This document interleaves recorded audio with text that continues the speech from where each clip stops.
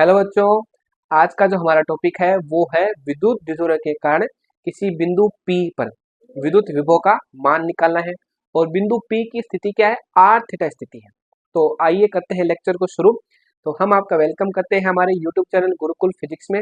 और लेक्चर की बात करें तो सबसे पहले लेक्चर की शुरुआत हम करते हैं चित्र की व्याख्या से। ठीक है, तो एक ए बी द्विध्रुव है और ए बिंदु पर हमने माइनस क्यू आवेश ले लिया और बी बिंदु पर क्या ले लिया, प्लस क्यू आवेश ले लिया। और दोनों आवेशों की मध्य दूरी कितनी है, 2a है। और ये इसका मध्य है, बिंदु है द्विध्रुव का। तो ये दूरी a हो गई और ये दूरी a हो गई। और बिंदु O से r दूरी पर एक बिंदु हमने ले लिया P। ठीक है, बिंदु P ले लिया और इस बिंदु P पर हमें इन दोनों आवेशों के कारण विद्युत विभव का मान निकालना है। और साथ ही साथ जो ये बिंदु P है, यानी कह लो कि ये एक तरीके से OP जो एक तरीके से लाइन है, वो OP लाइन जो द्विध्रुव की अक्ष है उससे थीटा कोण बना रही है। ठीक है, तो जो बिंदु P की कुल स्थिति आएगी वो एक तरीके से पूरी स्थिति क्या आएगी, P बिंदु है r थीटा स्थिति पर। r तो दूरी है और थीटा है एक तरीके से जो द्विध्रुव की अक्ष है उससे बनाया गया कोण। तो ये पूरी चित्र की व्याख्या हुई। तो अब निकालते हैं बिंदु A पर स्थित माइनस क्यू आवेश के कारण बिंदु P पर जो विद्युत विभव आएगा उसका मान।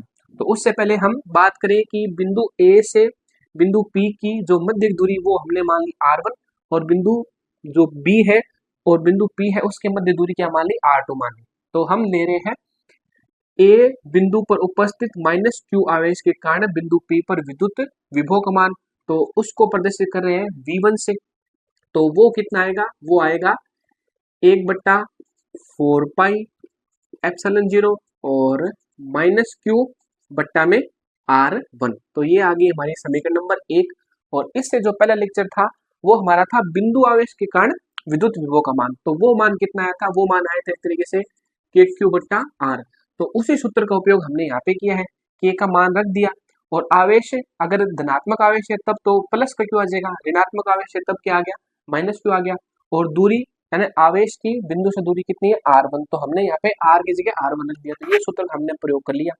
इसी प्रकार से हम बोलेंगे बिंदु B पर उपस्थित प्लस क्यू आवेश के कारण जो बिंदु P है उस पर विद्युत विभव का मान। तो वो क्या आएगा, V2 आएगा और वो आ जाएगा बराबर 1/4 पाई एप्सिलॉन 0 प्लस क्यू आवेश इसलिए और दूरी कितनी है, r2। तो ये आ गई समीकरण नंबर 2। तो अब हम बोलेंगे द्विध्रुव के कारण बिंदु P पर कुल विद्युत विभव। तो कुल विद्युत विभव क्या आ जाएगा, आप बोल दोगे Vp और वो आ जाएगा V1 प्लस V2। या एक तरीके से आप कैसे अध्यारोपण के सिद्धांत भी हम यहाँ पे लगा सकते हैं। तो देखो दोनों समीकरण से मान यहाँ पे रखते हैं।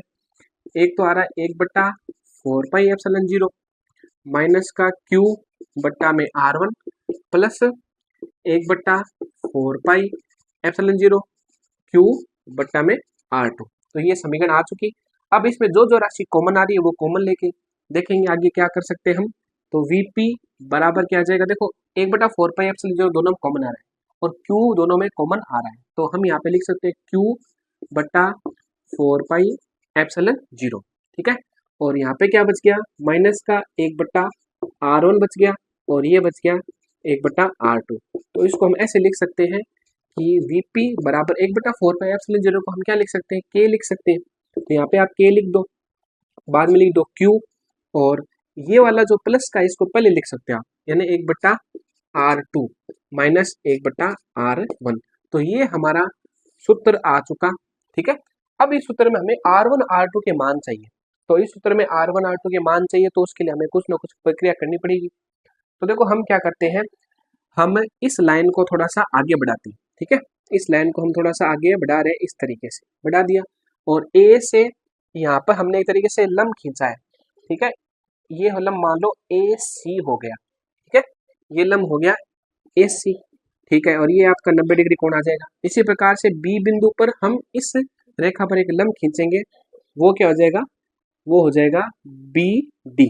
ठीक है, तो ये हमने एक तरीके से एक तो A से इस लाइन को आगे बढ़ाया तो हमने एक लंब खींच दिया AC और इस लाइन पर हमने B से एक लंब डाल दिया, वो क्या कर दिया हमने, BD बना दिया, लंब बना दिया BD। तो ये 90 डिग्री कोण हो चुका। ठीक है, अब देखो हमें एक तो ये भुजा जो OC भुजा है और OD भुजा है उसका मान चाहिए। ठीक है, ओसी भुजा और ओडी भुजा का मान चाहिए। तो वो मान कैसे निकालोगे आप देखो ये ऊपर वाले त्रिभुज का ये आधार है, देखो हम निकालते हैं कोस थीटा का मान।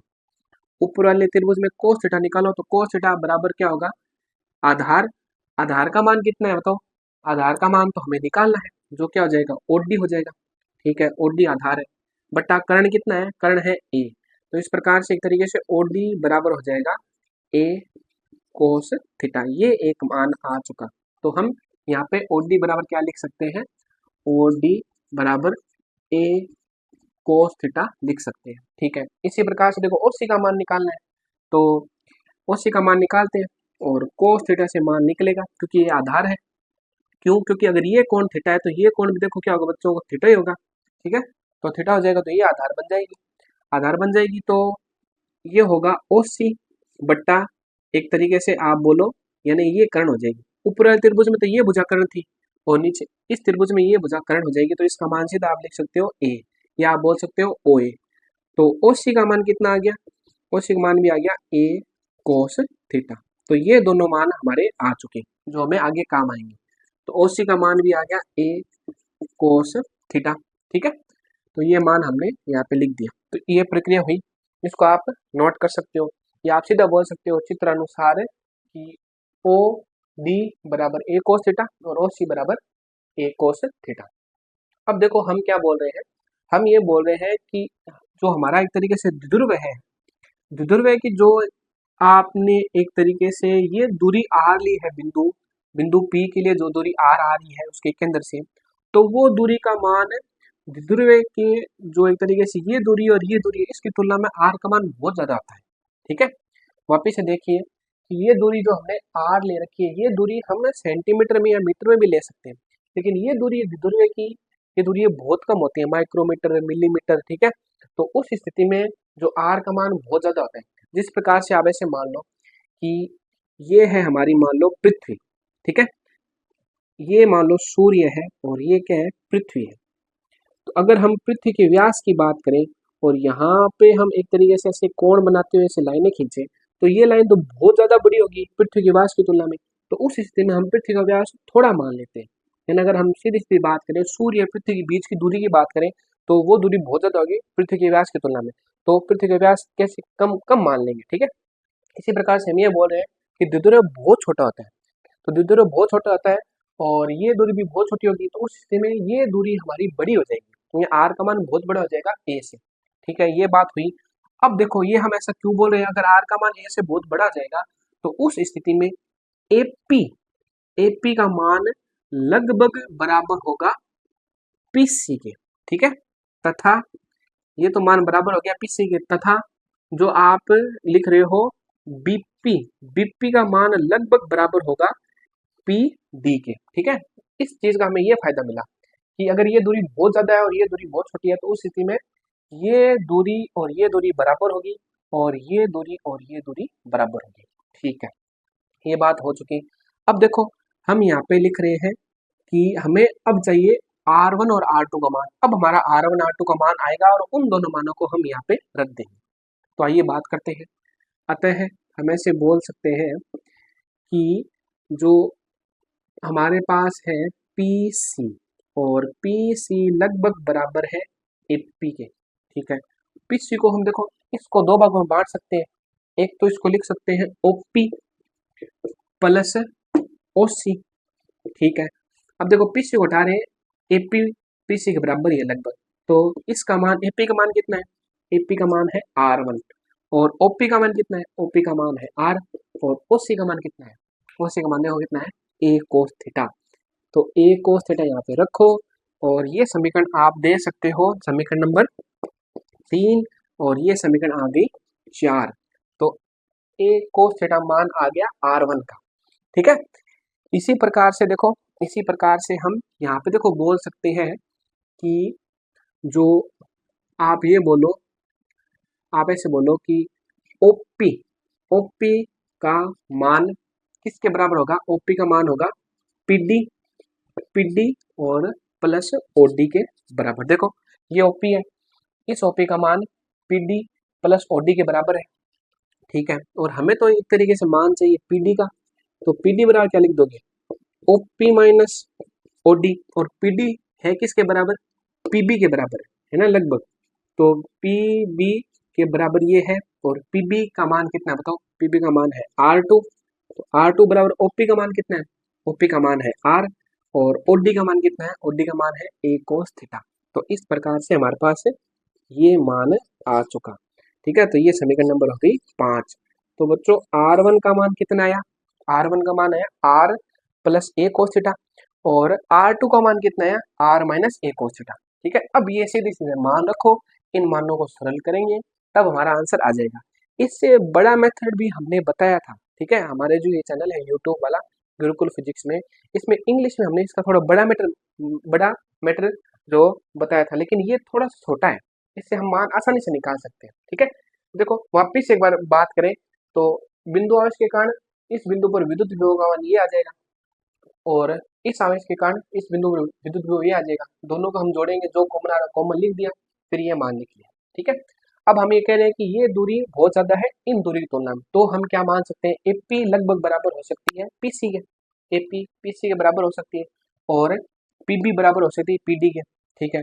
और उस स्थिति में देखो हमने एपी लगभग बराबर है पीसी के, और पीसी को दो भागों में बांट दिया, ओपी प्लस ओसी।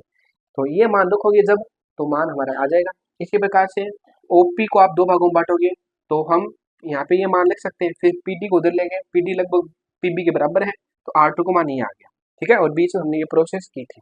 तो अब देखो R1 R2 का मान यहाँ पे रखते हैं और निकालते हैं आंसर, ठीक है। तो हम यहाँ पे एक बार जगह बना रहे हैं, तो आप इसको नोट कर सकते हो स्क्रीनशॉट लेके। अब देखो आगे बढ़ते हैं।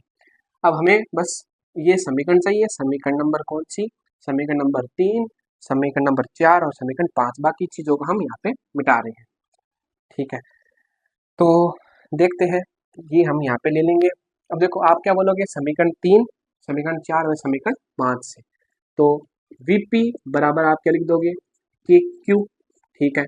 और 1/R2 का मान कितना है बच्चों, 1/R2 का मान है R minus a cos theta, फिर माइनस लिख दो, और R1 का मान कितना है R plus a cos theta, ये दोनों मान आ गए, लघुत्तम ले लो। तो उस स्थिति में देखो लघुत्तम लोगे तो के क्यू आ जाएगा, ठीक है। ये देखो ये है ए माइनस बी और ये है ए प्लस बी, तो ए माइनस बी ए प्लस बी का लघुत्तम लोगे तो क्या आएगा, ए की स्क्वायर माइनस बी की स्क्वायर हो जाएगा, ठीक है। ये मान आ गया। अब देखो ये दोनों आप लघुत्तम ले रहे हो, ठीक है, थोड़ा इसका इजी बनाते हैं, चलो लघुत्तम ले लो आप, a r minus a cos theta, r plus a cos theta, ये लघुत्तम ले लिया। अब देखो अब क्या हो रहा है कि इस लघुत्तम में इसका भाग दोगे तो ये राशि बचेगी, तो ऊपर हमारे पास क्या आ जाएगा, r plus a cos theta, ये मान आ गया।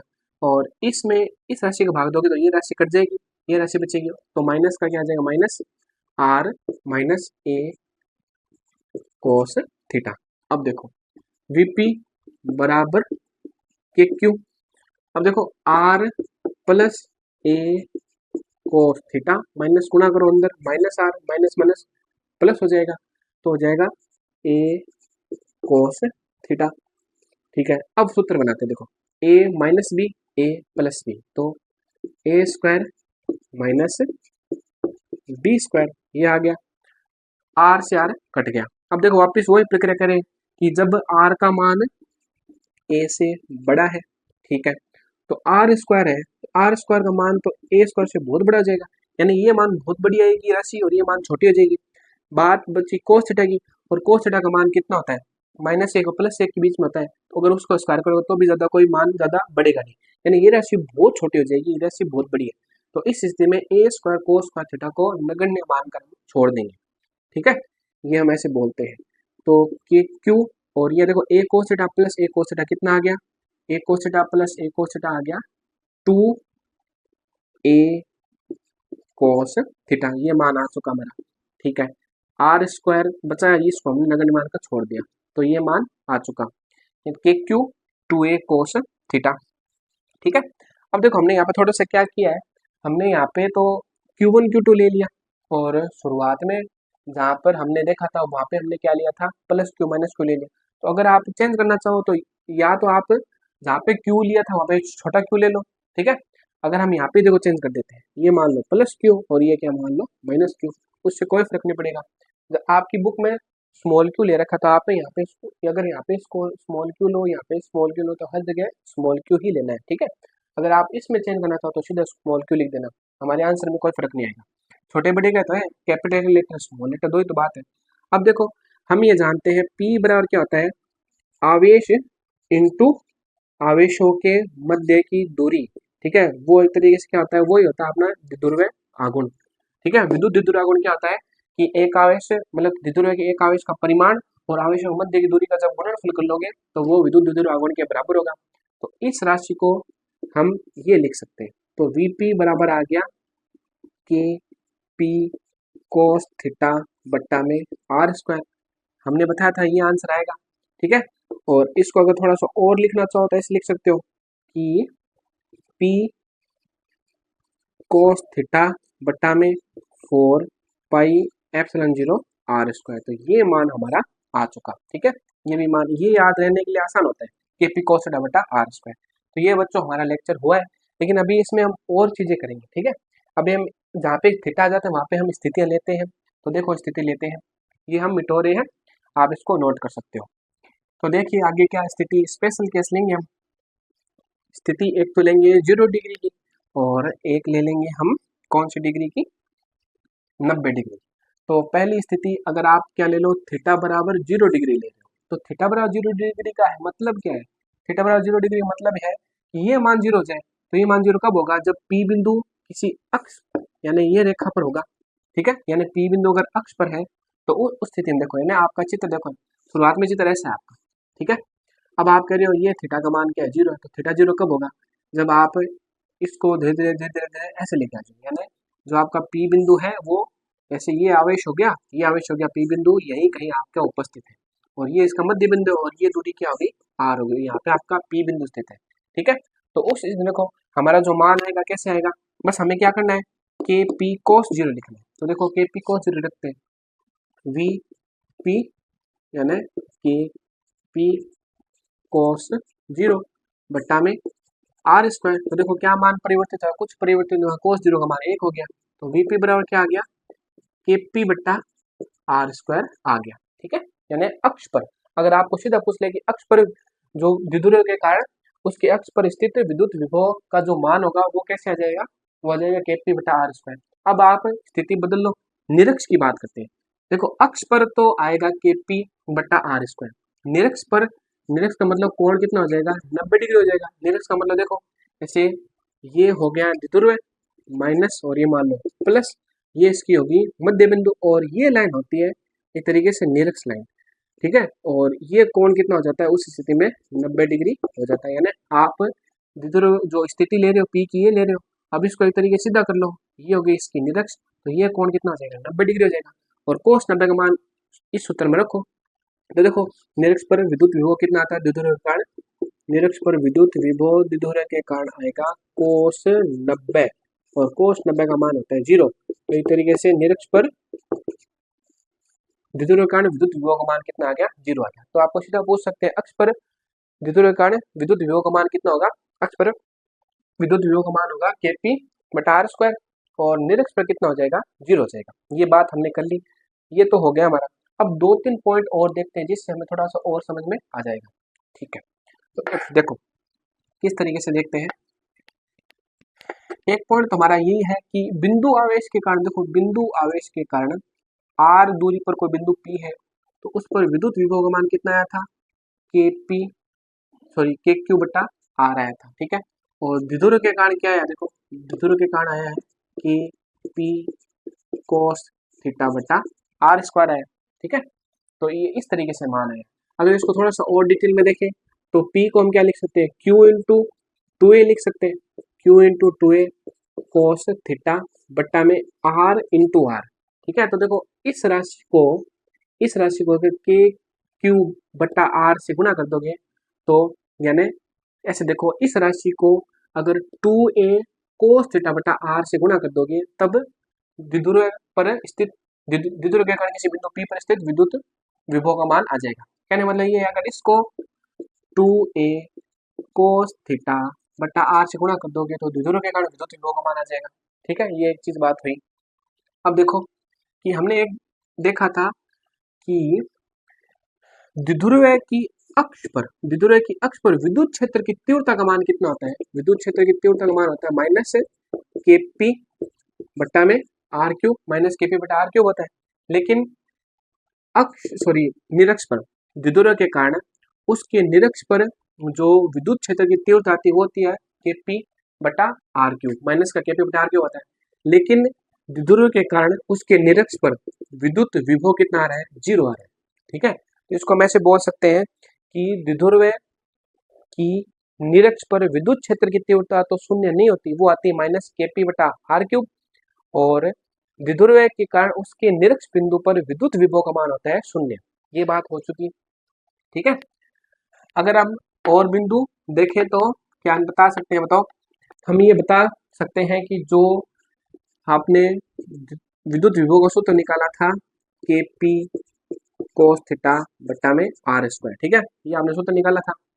और बिंदु आश के कारण सूत्र क्या निकला था, बिंदु आश के कारण सूत्र निकाला था के क्यू बट्टा आर। तो एक तरीके से द्विध्रुव के कारण विद्युत विभव 1/r स्क्वायर पर निर्भर कर रहा है, साथ साथ विद्युत विभव कोस थीटा पर भी निर्भर कर रहा है ना। दो राशियों पर द्विध्रुव के कारण विद्युत विभव का जो सूत्र है वो दो राशियों पर निर्भर कर रहा है, एक तो आर स्क्वायर पर और कोस थीटा पर। लेकिन जो बिंदु आवेश के कारण विद्युत विभव आया था वो केवल 1/r पर निर्भर कर रहा है। ठीक है, तो ये कुछ महत्वपूर्ण बिंदु हुए बच्चों। तो उसमें हमने देखा कि किस प्रकार से इसको समझ सकते हैं। एक चीज और है कि ये जो आपका सूत्र है ना, ये सूत्र है छोटे द्विध्रुव के कारण है सूत्र। ठीक है, हमने ये मान बहुत छोटा ले लिया था और ये मान बहुत बड़ा ले लिया था, तब स्थिति में ये सूत्र है। तो स्थिति अगर बदलेगी तो सूत्र शायद बदल सकता है। और ये सूत्र है आइडियल कंडीशन है। यानी देखो, अगर आपको लास्ट की बात बताएं कि अगर देखो ये है आपका द्विध्रुव है। ठीक है, आप पी बिंदु यहाँ पे ले लो, पी बिंदु यहाँ पे ले लो, पी बिंदु यहाँ पे ले लो, पी बिंदु यहाँ पे ले लो, पी बिंदु यहाँ पे ले लो, यहाँ पे यहाँ पे यहाँ पे यहाँ पे कहीं भी बिंदु ले लो, जो सूत्र लगेगा वो यही लगेगा के पी कोस थीटा बटा आर स्क्वायर। तो आपको अगर पी का मान पता है, कोस थीटा का मान पता है और आर का मान पता है, तो आप पी बिंदु को कहीं भी रख दो, आप उस पर विद्युत विभव का मान इस सूत्र की सहायता से निकाल सकते हैं। यानी एक तरीके से सभी परिस्थितियों में सूत्र ये लग सकता है। तो ये बच्चों हमारा टॉपिक कंप्लीट हो चुका है। अब हम मिलेंगे अगले वीडियो में, वहां पे देखेंगे समविभव पृष्ठ, यानी जिसे कहते हैं इक्विपोटेंशियल सरफेस।